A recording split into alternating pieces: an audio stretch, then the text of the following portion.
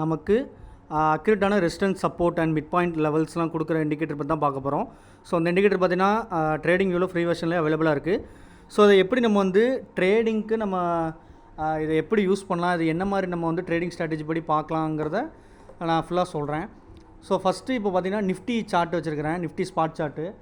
So இங்கே பார்த்தீங்கன்னா நமக்கு நீங்கள் இதை தான் டார்கெட்டாகவும் கன்சிடர் பண்ணிக்கோங்க. இந்த ரெசிஸ்டன்ஸ் சப்போர்ட் தான் டார்கெட் பேசிஸும் வச்சுக்கோங்க, ஓகேவா. ஸோ இது வந்து பார்த்திங்கன்னா மெயினாக ஸ்கேல்பிங் பண்ணுறவங்களுக்கு ஒரு பெட்டர் ஆப்பர்ச்சுனிட்டியாக இருக்கும், ஓகேவா. ஸோ இங்கே பார்த்துக்கோங்க, நமக்கு அப் சைடில் இன்றைக்கி டார்கெட் பார்த்தீங்கன்னா 24,284, சரிங்களா. டவுன் சைட் டார்கெட் பார்த்தீங்கன்னா 24,206, ஓகேவா. ஸோ உங்களுக்கு மிட் லெவல் பார்த்தீங்கன்னா 24,245, ஓகேவா.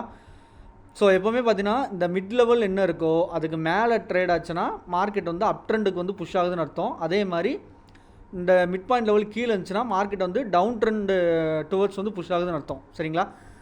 ஸோ இந்த மிட் பாயிண்ட்டோட லெவல் வந்து நமக்கு இதுதான் யூஸ் ஆகும். அதாவது மார்க்கெட் வந்து நீங்கள் பார்க்குறப்ப அப் ட்ரெண்டில் ட்ரேட் ஆகுதா இல்லை டவுன் ட்ரெண்டில் ட்ரேட் ஆகுதா அந்த மாதிரி உங்களுக்கு புரிதலுக்காக தான் அந்த மிட் பாயிண்ட் வேல்யூங்கிறது, ஓகேவா. ஸோ இப்போ நமக்கு டார்கெட்டு கிளியராக தெரிஞ்சிருச்சு. அப் சைடில் போனால் மேக்ஸிமம் டார்கெட் என்னது 24,284, டவுன் சைடு வந்துச்சுன்னா மேக்ஸிமம் டார்கெட் என்னது 24,206. இதுதான் இன்றைக்கி உண்டான லெவல்ஸ், இன்றைக்கி மார்க்கெட்டுக்கு உண்டான லெவல்ஸ் இதுதான், சரிங்களா. ஸோ மிட் பாயிண்ட் லெவல் வந்து 24,245, ஓகேவா. ஸோ இப்போது ஸ்கேல்பிங் ட்ரேடராக நீங்கள் என்ன பண்ணணுன்னா எய்தர் இந்த டவுன் சைட் டார்கெட் 24,206 இல்லைனா 24,284 இதுதான் உங்கள் டார்கெட், ஓகேவா. ஸோ இந்த டார்கெட்டில் என்ன மாதிரி சினாரியோலாம் இருக்குன்னு பார்த்தீங்கன்னா இப்போ இன்றைக்குள்ள சினாரியோ பாருங்கள், டவுன் சைடில் டார்கெட் ஹிட் ஆகிருக்கு. ஸோ ட்ரேடிங் பேட்டர்ன் என்ன மாதிரிலாம் இருக்குன்னு சொல்கிறேன். So down side target hit ஆகிருக்கு, மறுபடியும் மிட் பாயிண்ட் லெவலுக்கு ரீச் ஆகி ஸோ ஓவரால் பார்த்தீங்கன்னா மார்க்கெட் ஃபுல்லாக அதுக்கப்புறம் சைட் வேஸ்லேயே தான் ட்ரேட் ஆயிருக்கு. இது ஒரு பேட்டர்ன், ஓகேவா. சில நாள் எப்படி இருக்குன்னா இதே மாதிரி இப்போ அப் சைடில் போய் இந்த டார்கெட் ஹிட் ஆகிருக்கலாம், ஹிட் ஆகிட்டு இதே மாதிரி டவுன் டுவர்ட்ஸ் இந்த மிட் பாயிண்ட் லெவலுக்கு வந்து இதே மாதிரி நமக்கு சைட்வேஸ் மார்க்கெட்டாக போயிருக்கலாம், ஓகேவா. ஸோ ரெண்டு சினாரியோ சொல்லிக்கலாம், ஓகேவா. ஒன்று டவுன் சைட் ஹிட் ஆகி சைட்வேஸில் போகிறது, இன்னொன்று அப் சைடு மட்டும் ஹிட் ஆகிட்டு மறுபடியும் டவுன் வந்து கொஞ்சம் அப்படியே சைட்வேஸ் போகிறது. மூணாவது பேட்டர்ன் வந்து எப்படி இருக்குன்னா உங்களுக்கு டவுன் சைட் டார்கெட் ஹிட் ஆகி மறுபடியும் ரிவர்சல் கொடுத்து அப் சைடில் இருக்க டார்கெட் வரும். ஸோ உங்களுக்கு டவுன் சைட் டார்கெட்டும் ஹிட் ஆகிருக்கும், அப் சைட் டார்கெட் ஹிட் ஆகிருக்கும். இந்த மாதிரி ரெண்டு சைட் டார்கெட் ஹிட் ஆகும். ஸோ இந்த மாதிரி ரெண்டு சைடும் டார்கெட் ஹிட் ஆகிறது பார்த்தீங்கன்னா கொஞ்சம் மோஸ்ட்லி கொஞ்சம் ரேராக தான் நடக்கும். மேபி சில டைம் பார்த்தீங்கன்னா எக்ஸ்பைரி ட்ரேடிங் அன்றைக்கி அந்த எக்ஸ்பைரி ஸ்பெசிஃபிக் டே இருக்கும் இல்லையா, அந்த எக்ஸ்பைரி அன்றைக்கி அந்த மாதிரி ட்ரேட் பண்ணுறதுக்கு பாசிபிலிட்டி இருக்கலாம், ஓகேவா. ஸோ மற்றபடி மற்ற நாட்கள்லாம் பார்த்தீங்கன்னா உங்களுக்கு வந்து எய்தர் ஏதாவது ஒரு டார்கெட் ஹிட் ஆகிட்டு அதுக்கப்புறம் மார்க்கெட் இந்த மாதிரி சைட்வேஸில் போகிறதுக்கு தான் பாசிபிலிட்டி எப்போவுமே ஜாஸ்தி இருக்கும், சரிங்களா.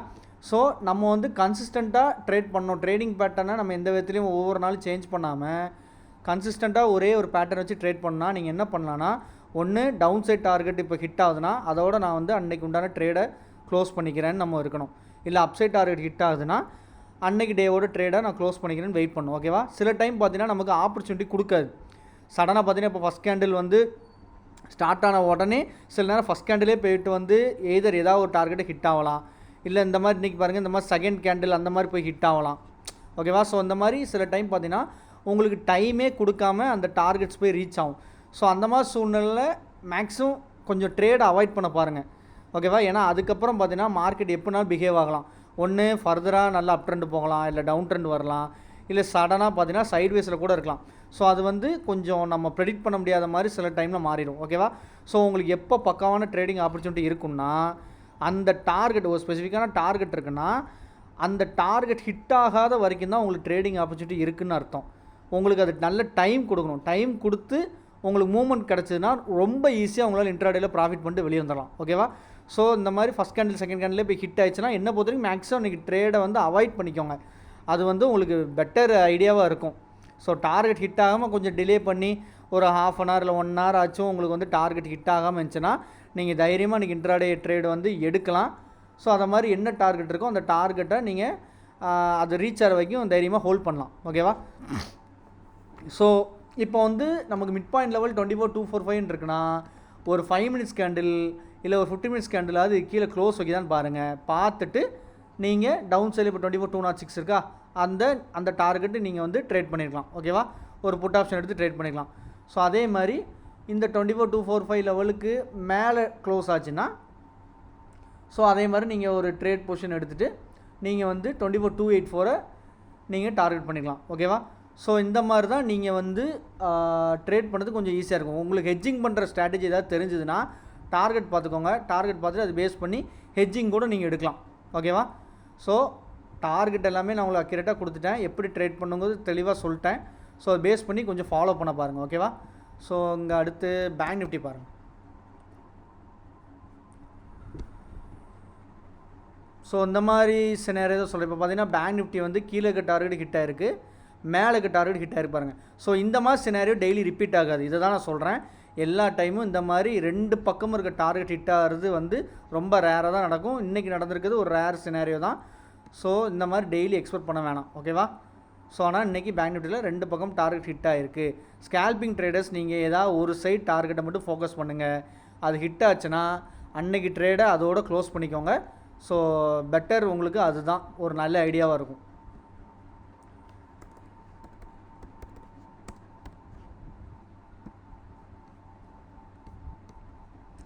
So Bank Nifty Fin Nifty chart ரொம்ப சிமிலராக இருக்கும். ஸோ அதுக்கேற்ற மாதிரி பார்த்தீங்கன்னா ஃபின் நிஃப்டியும் பார்த்தீங்கன்னா டவுன் சைட் டார்கெட் இங்கே பாருங்கள் இங்கே ஹிட் ஆகிருக்கு, அப் சைட்லேயும் போய் டார்கெட் ஹிட் ஆகிருக்கு. ஓகேவா?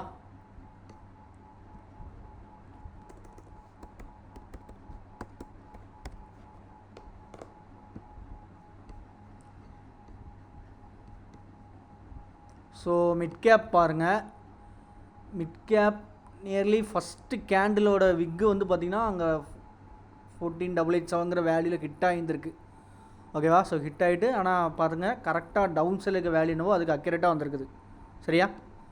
ஸோ ஹிட் ஆகிட்டு மறுபடி பவுன்ஸ் ஆனது பாருங்கள் உங்களுக்கு மிட் லெவலுக்கு கரெக்டாக போயிருக்கு. ஓகேவா? ஸோ மிட் லெவல் போய் ஹிட் ஆகிட்டு அதுக்கப்புறம் பார்த்தீங்கன்னா ஃபுல் அண்ட் ஃபுல் பார்த்தீங்கன்னா வாலட்டைலாக சைட்வேஸில் தான் ட்ரேட் ஆகிருக்கு. அப் அண்ட் டவுன் மூவ் ஆயிருக்கு. ஆனால் ஃபுல் அண்ட் ஃபுல் சைட்வேஸில் தான் வந்திருக்கு. ஓகேவா? ஸோ அந்த மாதிரி சைட்வேஸில் போய் மாட்டிங்கன்னா நீங்கள் கால் புட்டு எது எடுத்தாலும் சரி ப்ரீமியம் டிகேயில் வசமாக மாட்டிப்போம். தேவையில்லாத லாஸஸ் வரும் இந்த மாதிரி இடத்துல. ஓகேவா? ஸோ அதனால தான் சொல்கிறேன், டார்கெட் ஏதாவது ஒரு பக்கம் நம்ம பார்த்துட்டு அந்த டார்கெட் ஹிட் ஆனவுடனே க்ளோஸ் பண்ணிடுறது பெட்டர். அதே மாதிரி நம்ம எடுக்கலை ஆனால் வெயிட் பண்ணிகிட்ருக்கோம், ஆனால் பட் அந்த டார்கெட் போய் ஹிட் ஆகிட்டு அப்படின்னாலும் கொஞ்சம் ட்ரேட் அவாய்ட் பண்ணிக்கோங்க.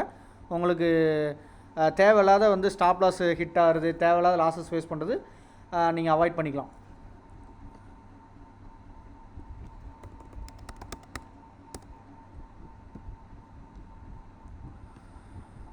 ஸோ சென்செக்ஸுக்குமே பார்த்தீங்கன்னா அங்கே பாருங்கள் க்ளீனாக டவுன் சைட் டார்கெட் ஹிட் ஆகிருக்கு. மறுபடியும் அங்கேருந்து பாருங்கள் ஒரு பவுன்ஸ் ஆகி மிட் பாயிண்ட் லெவலுக்கு வந்திருக்குது. ஓகேவா?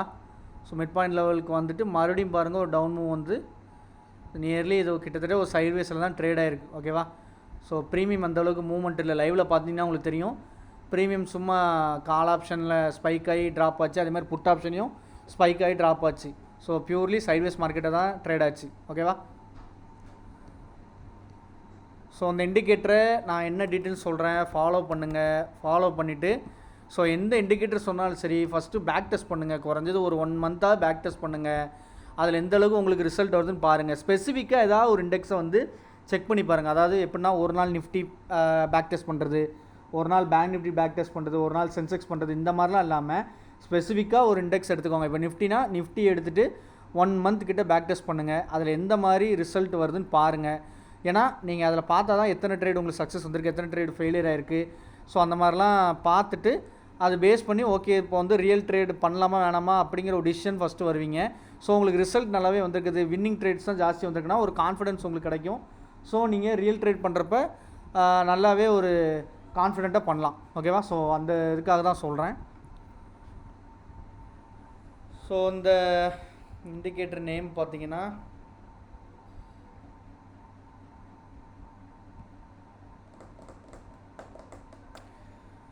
பேசிக் இன்ட்ராடே ஆட்டோ ஃபிபனாக்கின்னு இருக்கும். ஓகேவா? ஸோ உங்கள் ட்ரேடிங்கு போயிட்டு சர்ச் டேப்பில் போயிட்டு இதை டைப் பண்ணுங்கள், பேசிக் இன்ட்ராடே ஆட்டோ ஃபிபனாக்கின்னு இருக்கும். அந்த இண்டிகேட்டர் சர்ச் பண்ணுங்கள். ஓகேவா? ஸோ ஆத்தர் நேம் இதுதான். ஓகேவா? நோட் பண்ணிக்கோங்க. ஸோ இந்த ஆத்தருக்குள்ளது. ஓகேவா? இது இண்டிகேட்டர் நேமு, இது ஆத்தர் நேம். ஓகே? ஸோ இந்த இண்டிகேட்டர் எடுத்துகிட்டு செட்டிங்ஸ் போங்க. செட்டிங்ஸில் இங்கே பாருங்கள், இது எக்ஸ்டென்ஷன் 1ன்னு கொடுங்க, இது 00 கொடுத்துக்கோங்க, 0.5 கொடுத்துக்கோங்க, இது 100 கொடுத்துக்கோங்க. ஓகேவா? ஸோ ஸ்டைல் வாங்க, ஃபஸ்ட்டு பிளாட் பாக்ஸ் டிக் கொடுத்துக்கோங்க. அப்புறம் இந்த 2 பாக்ஸ் நமக்கு வேணாம். அப்புறம் இந்த பிளாட் பாக்ஸ் டிக் பண்ணிக்கோங்க. அடுத்த 2 வேணாம், லாஸ்ட்டுக்குள்ளே டிக் பண்ணிக்கோங்க. ஓகேவா? ஸோ மற்றதெல்லாம் இந்த பாக்ஸ்குள்ளேலாம் கலர்ஸ் தான், அது உங்கள் விருப்பம், நீங்கள் எதனாலும் கொடுத்துக்கலாம். So labels and price scale கொடுத்துக்கோங்க, அப்படின்னா தான் உங்களுக்கு சைடில் இந்த வேல்யூஸ்லாம் வரும். ஓகேவா, அது மிஸ் பண்ணியாங்க. லேபிள்ஸ் அண்ட் ப்ரைஸ் ஸ்கேல் கண்டிப்பாக கொடுத்துக்கோங்க, அப்படின்னா தான் ஒவ்வொரு இந்த வேல்யூஸோட என்ன வேல்யூ இருக்குங்கிறது உங்களுக்கு சைடில் டிஸ்பிளே ஆகும். இது இருக்குது இல்லையா, ரெட் கலரில் பிளாக் அண்ட் க்ரீனில் இருக்குல்ல, இது எல்லாமே உங்களுக்கு அந்த வேல்யூஸ் வந்து டிஸ்பிளே ஆகும். ஓகே, ஸோ அதெல்லாம் கொடுத்துட்டு லாஸ்ட்டில் பார்த்தீங்கன்னா சேவ் அஸ் டிஃபால்ட் கொடுத்துக்கோங்க. ஸோ இந்த இண்டிகேட்டர் செட்டிங்ஸ் அப்படியே சேவ் ஆகிடும். ஓகேவா, ஸோ அதான் விஷயம். நான் சொன்ன மாதிரி ஏதாவது ஸ்பெசிஃபிக்கான இண்டெக்ஸ் எடுத்துக்கோங்க. 1 மந்த் கொஞ்சம் பேக் டெஸ்ட் பண்ணி பாருங்கள், ரிசல்ட் என்ன மாதிரி வருதுன்னு பார்த்துட்டு அதுக்கப்புறம் ரியல் ட்ரேடில் ஃபண்டை போட்டு பண்ணுங்கள். ஓகேவா, ஸோ நம்ம கோர்ஸோட டீட்டெயில்ஸ் வந்து நான் டிஸ்கிரிப்ஷனில் கொடுத்துருக்கேன், செக் பண்ணி பாருங்கள். டெலகிராம் குரூப்பில் ஜாயின் பண்ணிக்கோங்க. டெலகிராம் குரூப்போட லிங்க் டிஸ்கிரிப்ஷனில் இருக்குது. நமக்கு இதெல்லாம் வந்து பார்த்தீங்கன்னா மார்க்கெட் ஸ்டார்ட் ஆனதுக்கப்புறம் இண்டிகேட்டர் யூஸ் பண்ணி உங்களுக்கு வேல்யூஸ் என்ன ஏது என்னென்னு பார்த்து நீங்கள் பண்ணுற மெத்தட்ஸ் தான் இதெல்லாம். ஆனால் நம்மளோட கோர்ஸில் பார்த்தீங்கன்னா மார்க்கெட் ஸ்டார்ட் ஆகிறதுக்கு முன்னாடி எப்படி அக்யூரேட்டான வேல்யூஸ் ஃபைண்ட் அவுட் பண்ணணும், நிஃப்டிக்கு மட்டும் இல்லை, bank Nifty, Fin Nifty, mid gap, Sensex, இந்த மாதிரி எந்த இண்டெக்ஸாக இருக்கட்டும் அதுக்கு இன்ட்ராடே வேல்யூஸ் எப்படி கேல்குலேட் பண்ணுறது. ஏன்னா ஃபுல் அண்ட் ஃபுல் மேத்தமெட்டிக்ஸ் தான். ஓகேவா, நம்ம எந்த இண்டிகேட்டர் யூஸ் பண்ணுறது கிடையாது.